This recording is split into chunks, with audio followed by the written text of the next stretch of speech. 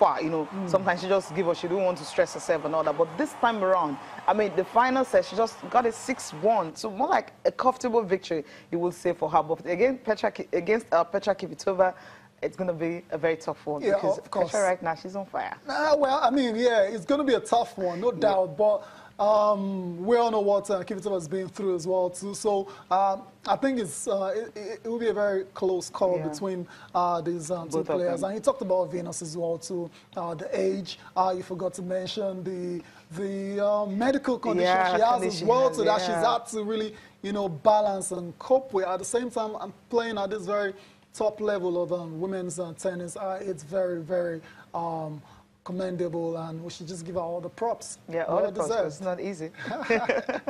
She's also been, you know, reacting to this particular victory and her progress to the quarterfinals of the US Open. Let's listen to her.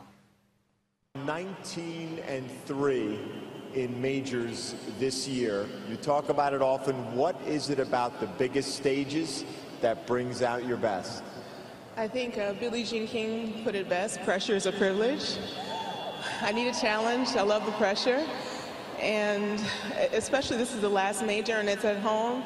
There's no better feeling than the energy in here in Ash when you guys go wild. I mean, do you hear that? That energy is like, all right, I got to do something. I got to hit an ace. I got to hit a winner. Something's got to happen. I love it here. Yeah, Venus Williams definitely enjoying the attention of all the home fans at the US Open. So we'll get to see that very tough matchup between Venus Williams and Petra Kvitova in the quarterfinals. And that's it for women's tennis. We're still at the US Open, but this time we'll talk about the men. And Roger Federer and Rafael Nadal are just 2 wins away from meeting for the first time at the US Open. It's incredible. These guys have played countless times against each other. Cecilia, how many times I now have lost count? About 37 times they've met. Never met in New York before. Yeah, but it's surprising. We're on our way to seeing that showdown now. That's because Roger Federer handled business against Feliciano Lopez, you know, easily, right? Because the first two rounds, you know, very tough, 5-setters. But this time around, it was an imperious form. It was a sprinter, no marathon from Roger Federer. 6-3, 6-3, 7-5. He defeated Feliciano Lopez. So he's in the quarterfinals as well. Yeah, he's in the quarterfinals. And also, you have Rafael Nadal also in quarterfinals. But I think I love what he did in this game. We thought, okay, it was going to take him to another one. But then he just made it so easy. Talking about Rafael Nadal also, he dropped a set again, you know, but he went on to win 6-3, 6-1, 6-4 easy. But that first one that he really had to battle, unlike Federer, who just had an easy run, so he had to battle the first set. Then after he was able to get the momentum, he just went on. Just imagine the celebration. You know what that means for him? This was against Leonardo Mayer, and it was a very tough one, especially when he dropped the first set. But Nadal this year has been quite consistent, and I wasn't really surprised that I was able to come back and win and take the last 3 sets. It was a very, very easy win for Nadal at the end of the day because he just dropped 5 more games on his way to the last 16 meeting against Ukraine's Alexander Dogopolov. So Rafael Nadal, Roger Federer in the round of 16 now, 2 games away from meeting in the semifinals. We're not going to go into how these guys have managed to stay away from each other.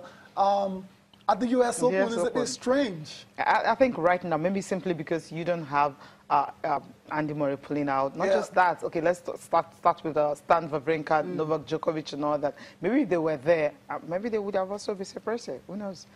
Right. Because I mean, usually all the top stars, you have all of them around. Right now, you just have number 1 and number 3. Number 2 is not around. 4, 5, 6, not around. Now I'm just wondering how come. Yes, that's what I'm trying to explain. Maybe that's just the reason. You're not buying that. Okay. Not the explanation. Not even one time. Not even once. That's it for the US Open now.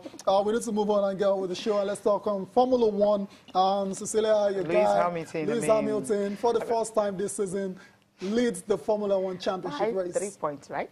Yeah, still a lead. Still a lead, whatever happens. But then I think I'll first of all talk about the qualifier when the pole, you know, on Saturday. I felt after having that, well, on Sunday, if he doesn't win the Belgian Grand Prix, the Italian Grand Prix, there won't be much problem. But then, after, you know, overtaking Michael Schumacher, you know, at the best driver ever, pole record ever, 69 right now for him. Then he went a step further to win the Italian Grand Prix. The first time, 3 points ahead. But then, I think Lewis Hamilton is someone who knows how to do the business. He's gathered the momentum.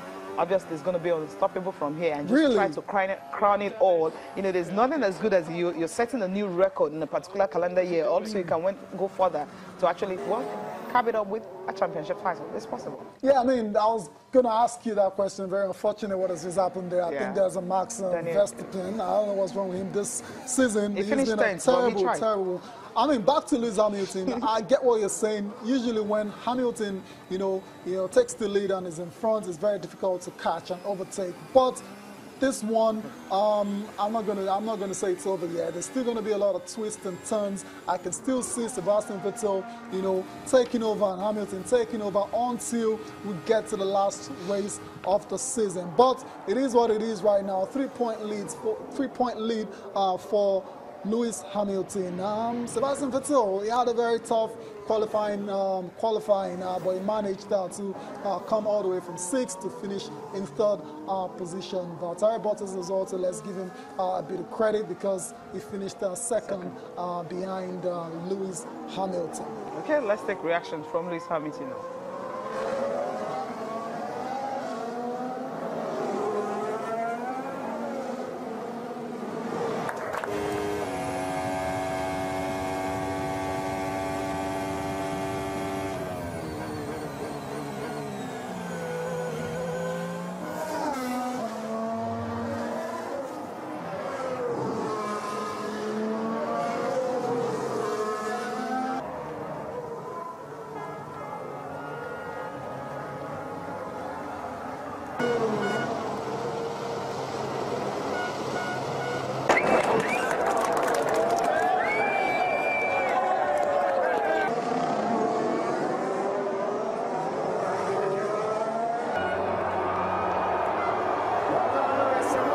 But today the car was fantastic and really a dream to drive. So but a big thank you to all the fans that came out today. Grazie a tutti, and you know, I look forward to coming back here next year.